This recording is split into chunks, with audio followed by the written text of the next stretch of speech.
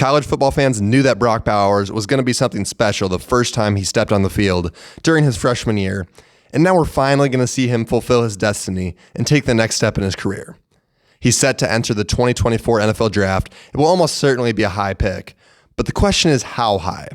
Some people think that he's a generational talent and worthy of a top 5 pick, while others think that the tight end position is less valuable and shouldn't be taken at the top of the draft. Today, we're going to be analyzing Bowers as a prospect and jumping into the positives and negatives of his game to see if he can truly be considered a generational talent.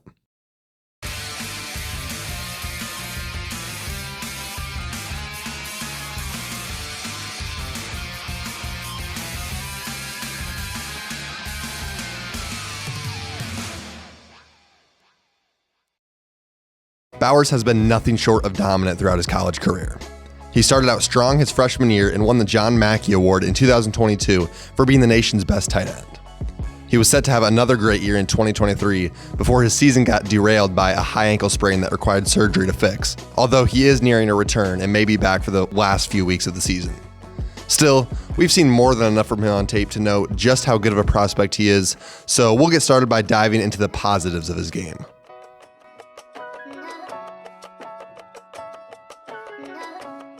Brock Bowers has a ton of positives to his game.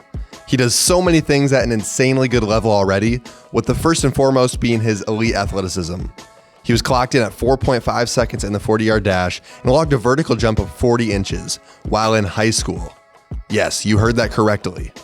Those numbers are backed up by what we see from him on tape, and he could end up having one of the best combine performances of all time if he decides to participate.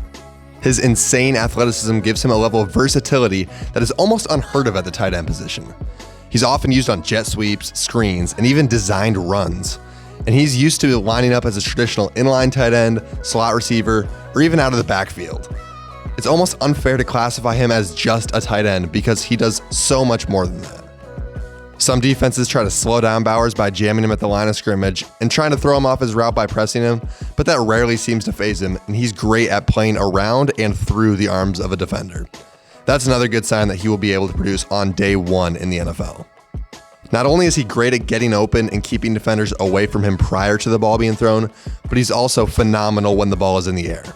He plays with a great level of concentration that helps him pull off some absolutely incredible plays like this one. A national championship quarterback. And 29 touchdown passes last year. This one's knocked up. Bowers tips it to himself, and he'll score. Touchdown, Georgia. The wheel route that was so good to Florida. Jeez. Wow.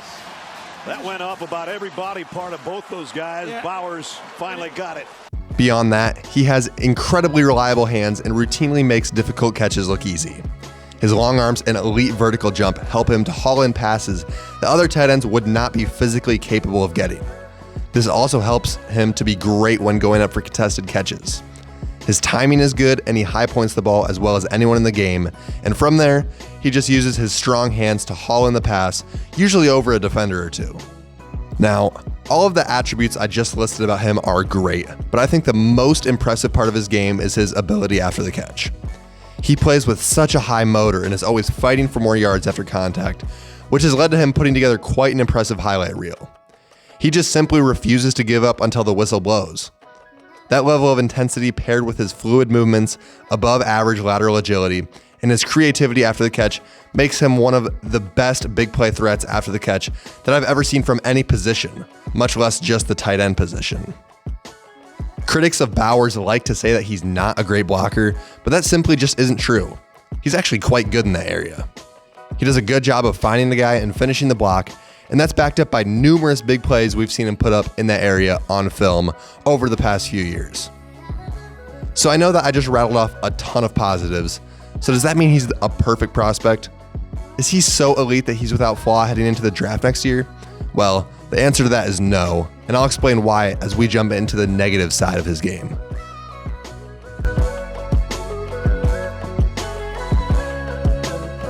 One of the most common criticisms of Bowers is his size. He stands at 6'4", 240 pounds, which means that he's about half an inch shorter and 9 pounds lighter than the average NFL tight end. That isn't terrible by any means, but he's not quite as big as you'd hope for a prototypical tight end. For reference, he's close to the same size as guys like Evan Ingram, David Njoku, and Dalton Schultz, all of whom aren't exactly known for physicality. So why is this an issue exactly if we've already seen him display great ability as a contested catch guy?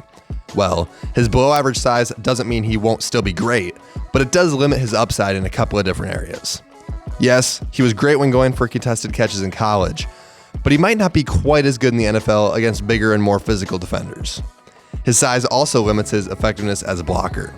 He'll still be good in that area and plays with great intensity, but he may struggle against bigger and more powerful defensive linemen. Blocking obviously isn't the most important thing for a tight end, but the best of the best are always big and effective blockers while being great receivers.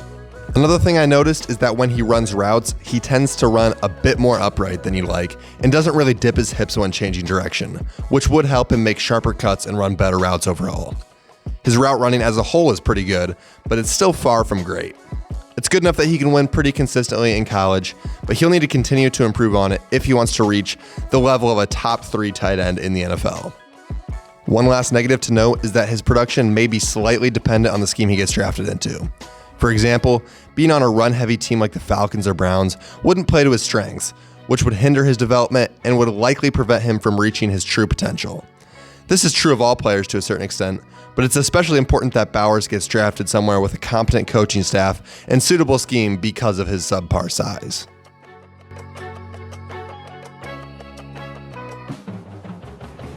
So clearly, there were a lot more positives than negatives.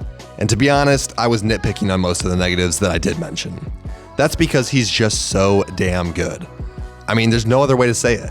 He's the complete package and has everything you're looking for out of a generational tight end prospect. He's absolutely elite after the catch, runs good routes, routinely wins contested catches, pulls in passes that you wouldn't even think are possible for a bigger guy to pull in, possesses a level of versatility that rivals players like Deebo Samuel and Christian McCaffrey, and can more than hold his own as a blocker. I'm giving him an early first-round grade for the draft this year, and I don't see any reason why he can't be considered a top 5 prospect. In fact, I don't think that it's crazy to view him as the second best player in this class when you don't factor in positional value. He's a generational talent, and I can't wait to watch him continue to dominate in the NFL for years to come. Thanks for watching this video. If you want to see more content like this, be sure to like, subscribe, and go check out all the other draft videos that I've already made. Thanks for tuning in, and until next time, goodbye.